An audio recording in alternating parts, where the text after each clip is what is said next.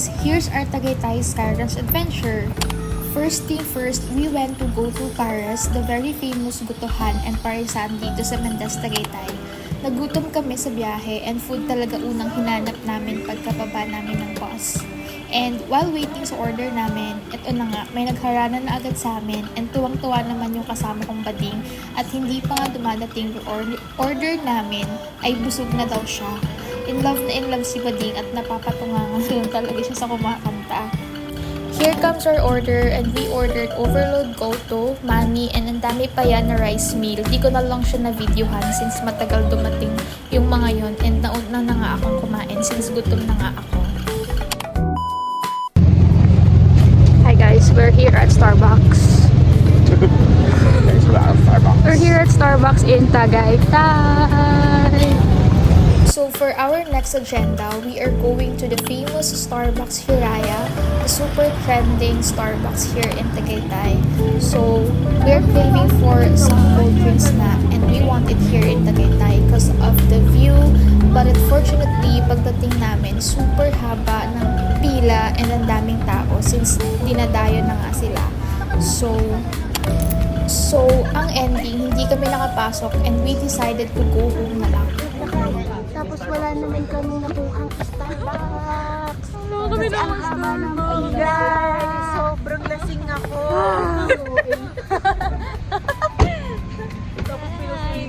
Hi! Nabusog kami ng view. Yes.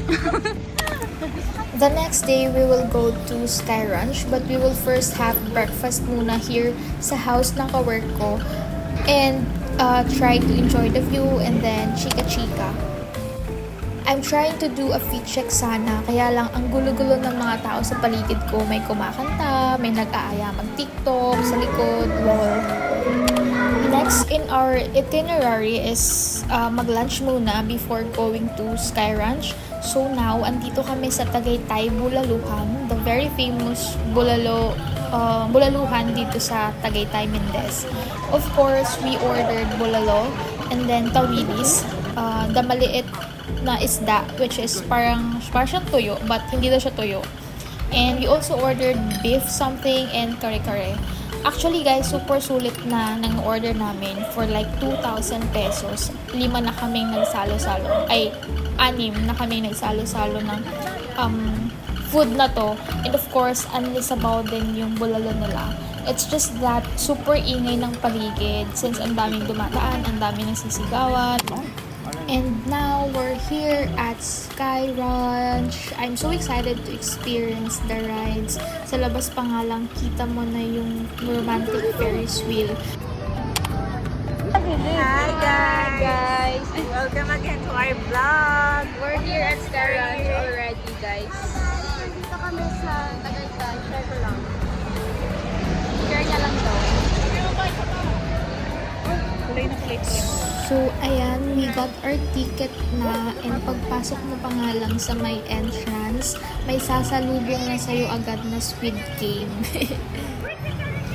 Sa may entrance pa nga lang ng Sky Ranch, there are a lot of stalls ng food and ang daming food and drinks na pagpipilian. Hindi ka talaga magugutom dito. As of now, we're trying to find kung ano muna uunahin namin gawin, kung mag-rides ba kami or magfo-food trip muna kami. And ayan nga, nakita namin si Giant Groot and ang super cute niya. Nagpa-picture nga pala kami dyan and then nagbigay kami ng barya-barya. Uso talaga yun, no? Yung magbibigay ka ng piso for a picture. Here naman, I'm trying to video myself with my phone kasi busy yung mga kasama ko. And look at that Taal Lake, so beautiful. And a first timer, I am very amazed talaga na finally nakita ko na siya and nasa harap ko siya, yung Taal Lake na dati sa libro ko lang nakikita and pinag-aaralan sa school. And I just got a moment of realization lang talaga while enjoying the view of Taal Lake. Kasi I realized na parang ang layo ko na din pala sa dating ako just because of the places na napupuntahan ko tulad nito.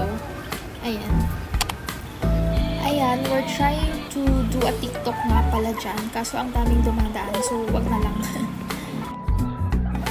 ayan, naisipan nga namin mag-try sumakay ng rides. And sa dami-dami ng rides, yung pangbatang coaster pa talaga yung napili namin.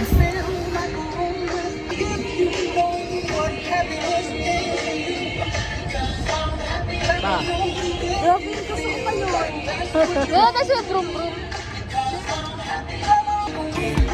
When the women are loud, we all woke up together.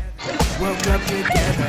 My body's kind of hurting now. Hey, do you like my hairdo? Oh my gosh, it's really cute. I did mine as too.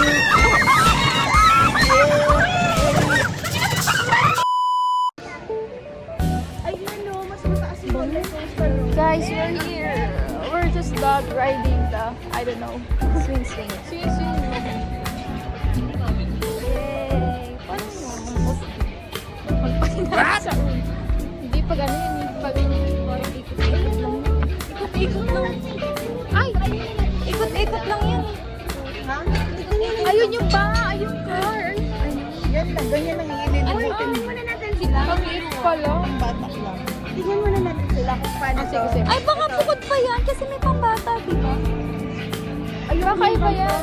Baka iba pa nga. Tingnan muna natin mga malalaki. Ano to, kung malakas or hindi. Sige, tumalsik sana. Paano iyahampas? Tingnan muna nga natin. Real lang. Physics yan, kaya hindi mag-aari. Oo. Hindi sila magtatama-tama.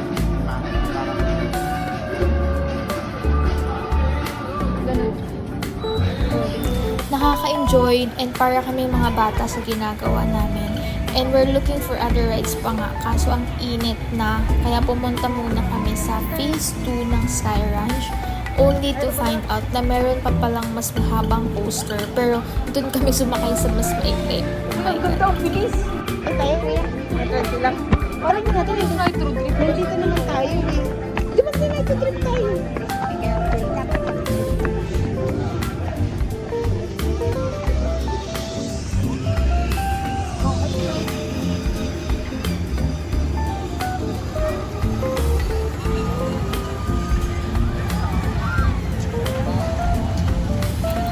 We also tried na sumakay and gumamit nung parang e-bike.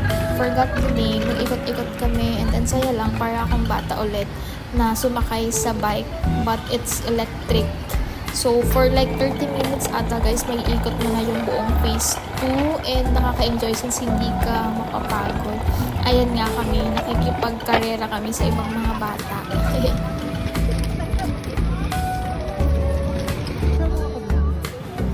So that's it for my Tagaytay Sky Ranch vlog.